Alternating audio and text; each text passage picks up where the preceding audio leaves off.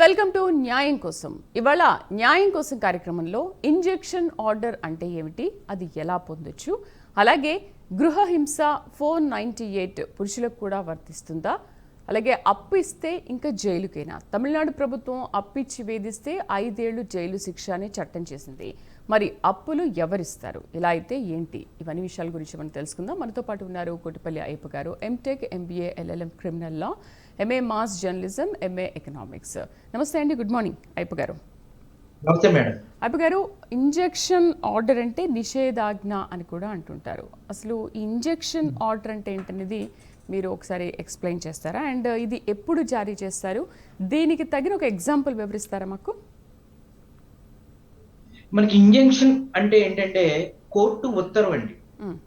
మనకి ఏదైనా మన సొంత స్థలంలో మనకి అన్ని హక్కులు కలిగి ఉండి మన స్థలంలో వేరే వాళ్ళు ఎవరైనా సరే ఆక్రమించడానికి ప్రయత్నించినా, ఇల్లీగల్ గా మన స్థలంలోకి ప్రవేశించడానికి ప్రయత్నించినా కోర్టు నుంచి మనం కొన్ని ఉత్తర్వుల్ని తీసుకుని వాటిని నిషేధించడానికి తీసుకునేటువంటి ఒక ఆర్డరే ఇంజంక్షన్ ఆర్డర్ అండి.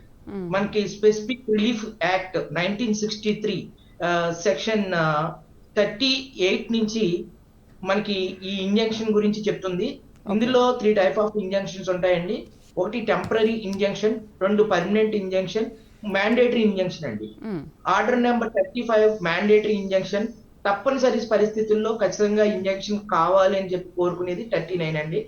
అలాగే మనకి రూల్ నెంబర్ 7 దీంట్లో కూడా మనకి పర్మనెంట్ ఇంజంక్షన్ అంటే ఏంటి, స్పెసిఫిక్ రిలీఫ్ యాక్ట్ 37(1) ప్రకారం తాత్కాలికమైనటువంటి ఇంజంక్షన్ ఇస్తూ ఉంటారు. అది 90 డేస్ కానీ 120 డేస్ కానీ మళ్ళీ ఎక్స్టెన్షన్ ఆర్డర్ అనేది పెంచుకుంటూ ఉండాలి ఆ ఇంజంక్షన్ ఆర్డర్ మీద. అలాగే పర్మనెంట్ ఇంజంక్షన్ సెక్షన్ 37(2) అలాగే 38 ఈ 2 సెక్షన్ల ప్రకారం స్పెసిఫిక్ రిలీఫ్ యాక్ట్ 1963 ప్రకారం పర్మనెంట్ ఇంజంక్షన్ అనేది ఒక డిగ్రీ ఆర్డర్ గా భావించవచ్చు.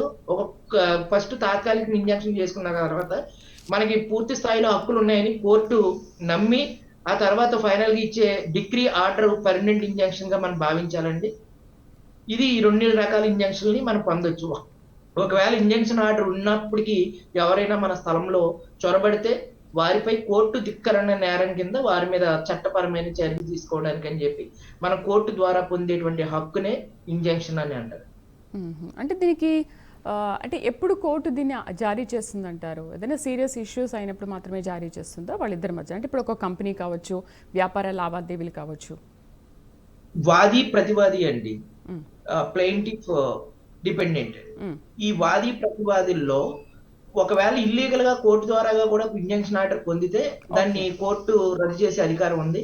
అంటే కొన్ని పరిస్థితుల్లో ఎలా అంటే నా స్థలంలో ఎక్కువ సివిల్ మ్యాటర్ లో కానీ, అలాగే ఐపీసీలో 139, 141, 143 కొన్ని చికాకు పుట్టించే కేసుల్లో కూడా ఐపీసీ సెక్షన్ మీద కూడా ఇంజంక్షన్ ఆర్డర్ పొందొచ్చు అండి. కొన్ని ఏదైనా మన వ్యాపారాన్ని ఎవరైనా దెబ్బతీయాలని మన స్థలంలోకి చొరబడటం కానీ, లేకపోతే వ్యాపార ఆర్థిక లావాదేవీలు దెబ్బతీయడం కానీ, ఇటువంటి ఏం చేసినా కూడా మనకి పూర్తి స్థాయిలో ఆధారాలు ఉంటే దాని మీద ఇంజంక్షన్ తీసుకోవచ్చు అండి, మన స్థలంలోకి వాళ్ళు రాకుండా. రైట్, ఫస్ట్ కాలర్ రెడీగా ఉన్నారు, కాకినాడ నుంచి చెల్లాయమ్మ లైన్ లో ఉన్నారు. హలో, నమస్తే అండి, గట్టిగా మాట్లాడండి. హలో, చెప్పండి అమ్మా. మీ సమస్య ఏంటి చెప్పండి. మా సమస్య, ఒక ఇల్లు ఉందండి. మా ఆయనకి తండ్రి గారు 4 అండి, వాళ్ళ అమ్మగారు 4 కొడుకులకి రాసిందండి ఆవిడ సమాభాగాలుగాను. హలో, వింటున్నాం, చెప్పండి. ఆయన ఏమో మరి మేము కోర్టులో ఆయన రోజుల్లో పోయిందండి, డబ్బులు కూడా వచ్చాయి ఇస్తాడు కదా, అవి కూడా డబ్బులు కూడా రానేలేదు మా కుటుంబ సభ్యులు. మరి మేము కోర్టులో వేసామండి, 7 సంవత్సరాలు తిరిగితే మొన్న కేసు ఒప్పుకున్నారండి. కోర్టులో ఇస్తాము, స్థలం ఇస్తాము, డబ్బు కూడా తెచ్చుకున్నాం ఒప్పుకున్నారు కోర్టులో. ఇది మళ్ళీ తర్వాత బయటకు వచ్చాక మేము తేమో అలాగనేసేసి మమ్మల్ని ఫోన్ చేశారండి. ఫోన్ చేస్తే మళ్ళీ కోర్టు మళ్ళీ వేసామండి. మళ్ళీ వేస్తే దానికి ఇంకా 6 నెలలు అయిందండి, ఏ సమాధానం లేదండి. హలో, వింటున్నారండి. మరి ఎలాగైనా దీనికి సమస్య అండి. లాయర్లు కూడా అడిగానండి, అమ్మ బాబు మాకు న్యాయస్థానంలో న్యాయం జరగకపోతే ఎలాగండి అని అడిగాను. ఇంకా బెంగెట్టుకుని మా ఆయన 7 సంవత్సరాలు తిరిగి మొన్న 3 నెలలు అయిందండి మార్చి 20వ తారీఖున కాలం చేశారండి. ఇంక కాలం చేస్తే ఇంక నేనే మళ్ళీ వేసానండి. నా బిడ్డలు 3 పిల్లలండి. Okay, right. అయిపు గారు, నమస్తే. తన ఇప్పుడు సమస్య మీకు ఈ ఆస్తి ఎక్కడి నుంచి వచ్చిందో మీరు లాయర్ గారిని సంప్రదించినప్పుడు లాయర్ గారు ఏం చెప్పారండి మీకు? ఫైనల్ గా 7 సంవత్సరాలు తిరిగారు అంటున్నారు కదా, ఏం జరిగిందండి 7 సంవత్సరాల్లో? మీకు లాయర్ గారు ఏం సూట్ ఏమని వేశారు? లైన్లో లేనట్టున్నారండి చెల్లమ్మ గారు. ఓకే, ఇప్పుడు అంటే వాళ్ళకి వచ్చిన విన్నారండి? తిరిగామండి. తిరిగితేనేమో లాయర్ గారు వాళ్ళేమో వాదించారండి. వాదించి వాళ్ళు అలాగే ఇచ్చేస్తామని ఒప్పుకున్నారండి కోర్టులో. మళ్ళీ బయటకు వచ్చాక మరి ఏం మిస్టేక్ అయిందో నాకు తెలియదు, నాకు భగవంతుడిగా తెలియాలి. డిస్మిస్ అని వచ్చిందండి కాగితం, ఏం చెప్తారో చేయండి అన్నారు. ఏం చెప్తారో చేయండి, మళ్ళీ పిటిషన్ వేసుకున్నారు. మళ్ళీ 20 నిమిషాలకి పిటిషన్ వేసామండి. ఓకే, యాక్చువల్ గా మీరు మీ కోర్టు నుంచి పొందిన ఆర్డర్ ప్రకారం ఏవైతే ఆర్డర్ పొందారో మీరు ఆ లాయర్ గారు సరిగ్గా చేయకపోతే వేరే లాయర్ గారిని ఎందుకు ఆశ్రయించలేదని మీరు?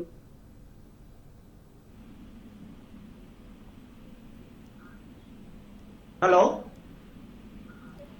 చెల్లమ్మ గారు, ఇంకో లాయర్ని ఎందుకు సంప్రదించలేదు? సంప్రదించామని లాయర్ గారు అన్నారు, జడ్జిస్ పొరపాటు మాకేం కాదన్నారు. లాయర్ గారు వాదించారండి, మాకు సమ్మతమైన వాదించారు. వాదించారేమో సమ్మతం అన్నారు. కలవేమో సమ్మతం అంటే సమ్మతం అన్నారండి. బయటకు వచ్చి వారం రోజులు పోయాక డిస్మిషన్ కాగితం వచ్చిందండి. మీరు మళ్ళీ కోర్టు ద్వారా కోర్టు ఏదైతే ఉత్తర్వులు ఇచ్చిందో దాని ప్రకారం పార్టీషన్ సూట్ ఒకటి వేసుకుంటే కోర్టే ఖచ్చితంగా మీకు రిజిస్ట్రేషన్ చేసి చెప్తుందండి ఈ ప్రాపర్టీ ఎంత ఉందంత. మీకు రావాల్సిన వాటా ప్రకారం వారసత్వంగా మీ హస్బెండ్ గారికి వచ్చినటువంటి ఆస్తి ఎంతైతే ఉందో 4 అన్నదమ్ములకి పార్టీషన్ చేసి మీకు పార్టీషన్ సూట్ వేసుకుంటే ఖచ్చితంగా మీకు న్యాయం జరుగుతుందండి. Right right. నెక్స్ట్ కాల్ చూద్దాం. అంబేద్కర్ కోనసీమ జిల్లా నుంచి శ్రీనివాసరావు లైన్లో ఉన్నారు. హలో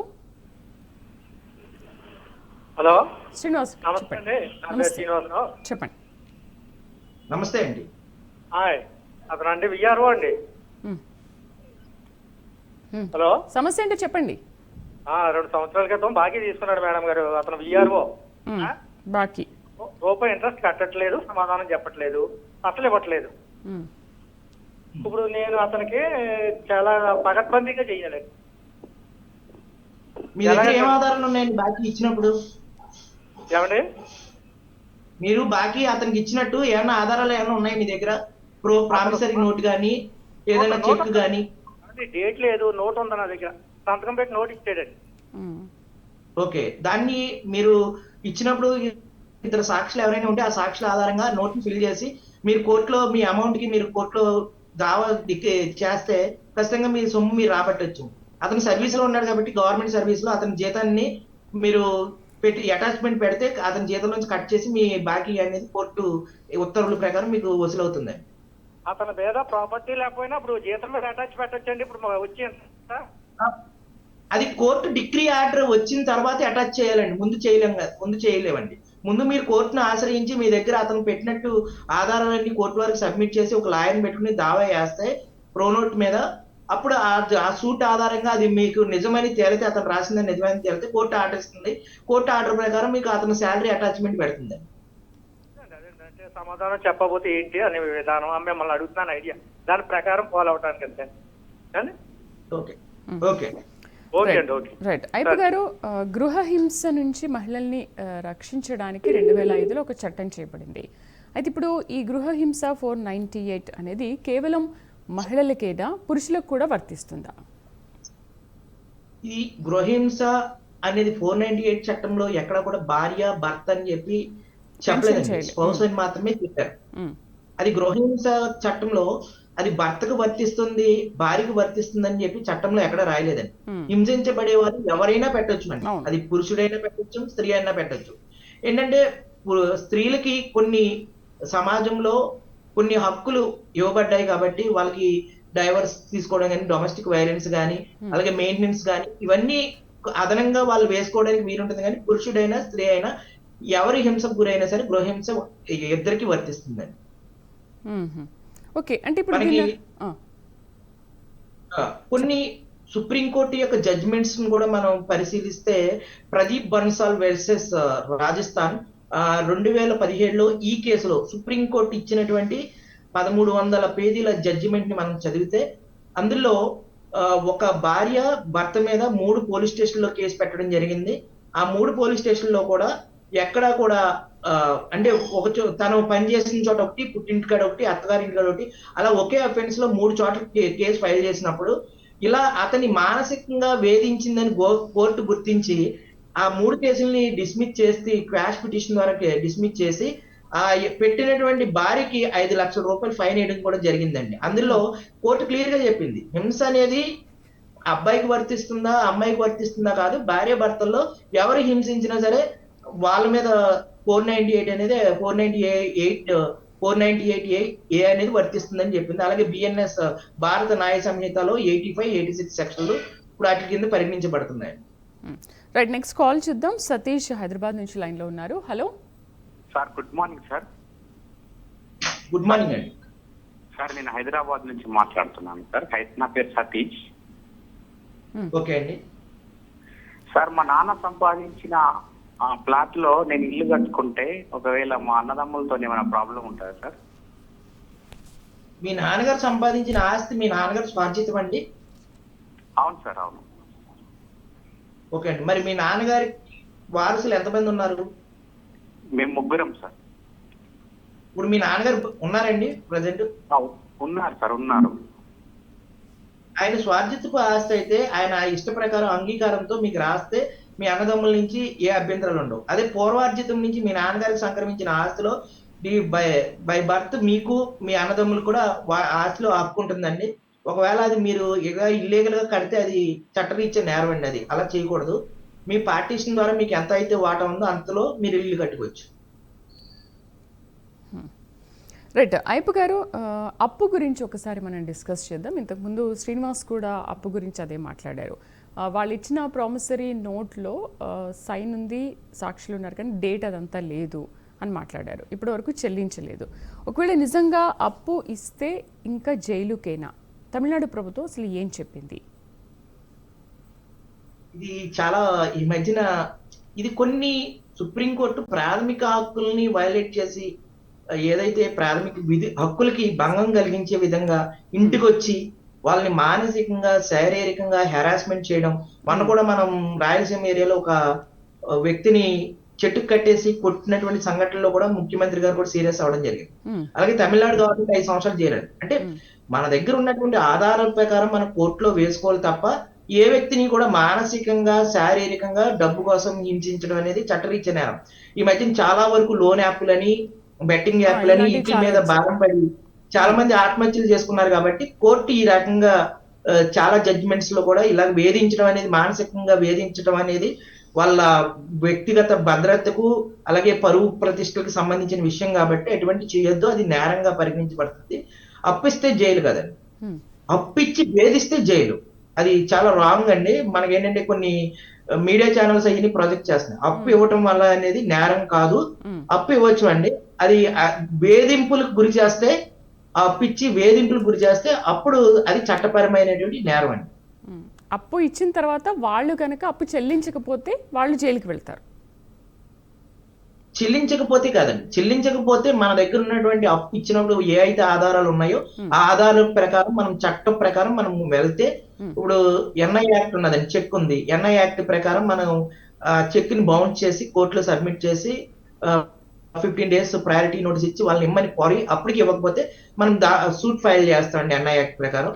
చేసిన తర్వాత వాళ్ళు కోర్టు అనేది వాళ్ళకి చట్ట ప్రకారం ఎన్ఐ యాక్ట్ ఏదైతే ఉందో దాని ప్రకారం వాళ్ళు నెగ్లిజెన్సిబుల్ కాబట్టి వాళ్ళ మీద పనిష్మెంట్స్ ఉంటాయండి. అంతే తప్ప చట్టాన్ని ఎవరు చేతిలోకి తీసుకోవద్దు, ఎవరు అతిక్రమించకూడదు అనేది చట్టం చెబుతుందండి.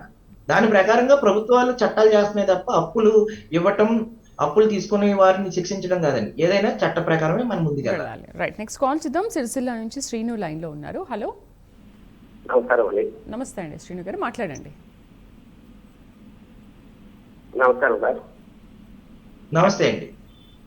అది మాది రాజమండ్రి జిల్లా ఎల్లారెడ్డిపేట మండలం దాటర్ల బొప్పాపురం గ్రామం సార్. ఓకే అండి.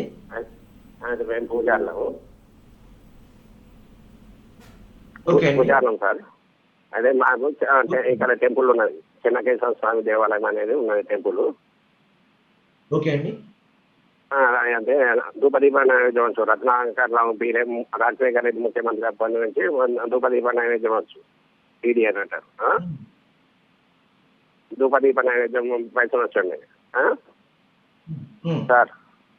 అయితే మా నాన్నగారి పేరు మీద, మా నాన్నగారు మొన్న 96 సంవత్సరాలకు చనిపోయాడు, 2 years బ్యాక్. అదే ఎండోమెంట్ కమిషనర్ గారు ఇక్కడ కూడా వచ్చారు, ఇప్పుడు ఉన్న సుప్రియ మేడం నగర్ లో ఉంటది. వచ్చి అప్పుడు బాబు చేయలేదు పూజలు, నేనే చేసిన. అదే బాబు పేరు మీద ఉండని, తర్వాత నీ పేరు మీద చేంజ్ చేసుకోండి అంటే వాళ్ళ పేరు మీద ఉంటే అని అట్లనే ఉంచడం అన్నాడు. నాన్నగారు చనిపోయారు. ఆ నాన్నగారు చనిపోతే డెత్ సర్టిఫికెట్ 2 గ్రామ పంచాయతీ తీర్మానం పెట్టమన్నారు. అట్లా పెట్టినా. అట్లా కాదు మళ్ళీ కొత్తగా ఇంటర్వ్యూ అప్లై చేసుకోమంటే అప్లై చేసుకున్నా, కానీ డబ్బులు రావడం లేదు, ల్యాండ్స్ ఉంటే రావు అని ఇప్పుడు అంటుంటారు సార్. ఇవన్నీ ఇంటర్వ్యూలు ఎందుకు తీసుకున్నారు సార్? ఇంటర్వ్యూలు మొత్తం అయిపోయినాయి, అదే ల్యాండ్స్ ఉంటే రావు అంటే అప్పుడు అంటే ల్యాండ్సే ఉన్నాయి. అప్పుడు మీకు ఆలయ పూజారి కింద అర్చకత్వం మీకు ఇస్తున్నట్టు వాళ్ళు ఏదైనా మీకు ఇచ్చారండి? ఆలయ ఈఓ గారు, ఎగ్జిక్యూటివ్ ఆఫీసర్ గారండి, ఏంటి సార్ మీకు ఆలయ అర్చకత్వం చేస్తున్నట్టు మీకు ఇంత శాలరీ అని చెప్పి ఈఓ గారు మీకు ఏమన్నా ఇచ్చారండి? ఈఓ గారు మీకు ఏమైనా ఇచ్చారండి? మీకు ఈ ఉత్తర్వు మాకు దీని ప్రకారం మిమ్మల్ని ఆలయ అర్చకత్వం ఇన్ని సంవత్సరాలు మిమ్మల్ని తీసుకుంటున్నాము, మీకు ఇంత శాలరీ అని చెప్పి మీకు ఏమైనా రాసి ఇచ్చారండి? ఏ పూజార్లకి ఇవ్వలేదండి, డీడీఎం పూజార్లకి ఎవరికి ఏమీ ఇవ్వలేదండి. ఓకే అండి.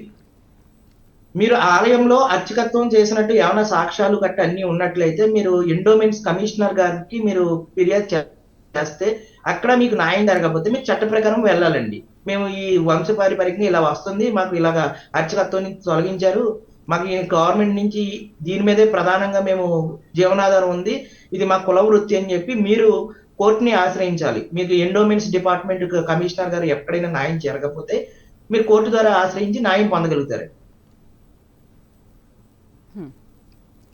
రైట్. అయితే అయ్యప్ప గారు, గృహహింస పరిధిలోకి ఏమేమి వస్తాయి? అంటే కొట్టడం, తిట్టడం, ఏదైనా ప్రాణహాని జరగడం, ఇలాంటివన్నీ వస్తాయా? అయితే ఈ మధ్య కాలంలో మనం బెంగళూరులో కానీ కోల్కతాలో కానీ కొన్ని సంఘటనలు చూసాము. భర్తల్ని వేధించే భార్యలు కూడా ఉన్నారు. వాళ్ళు అది తట్టుకోలేక సూసైడ్ చేసుకున్న సిచ్యువేషన్స్ మనం చూసాము. సో ఇవి కూడా వస్తాయా? అంటే ఒకవేళ అలా జరిగినప్పుడు సూసైడ్ చేసుకోకంటే ముందు నేను కూడా గృహహింసకు గురవుతున్నాను అని చెప్పి వాళ్ళు కేసు ఉల్టా పెట్టొచ్చు అంటారా? ఒకప్పుడు 498A అరెస్ట్ చేసేటువంటి ఉండేదండి మన చట్టంలో, ఐపీసీ. ఇప్పుడు దాన్ని బిఎన్ఎస్ భారత న్యాయ సంహిత 85-86 లో అది చట్టం చేసే ముందు కూడా కేంద్ర హోంశాఖకి, కేంద్ర ప్రభుత్వానికి సుప్రీంకోర్టు సూటి ప్రశ్న వేసింది. ఏమనంటే హింస అనేది క్రూరమైనటువంటి క్రూయల్టీకి సంబంధించి 85-86 లో పొందుపరిచారు. ఈ హింస అనేది భార్య భర్తలకు ఇద్దరికి వర్తిస్తుందా ఏంటి అని చెప్పి సుప్రీంకోర్టు కొన్ని ప్రశ్నలు కేంద్ర ప్రభుత్వం ముందు కూడా ఉంచడం జరిగిందండి ఆ బిఎన్ఎస్ 85-86 సెక్షన్ల మీద.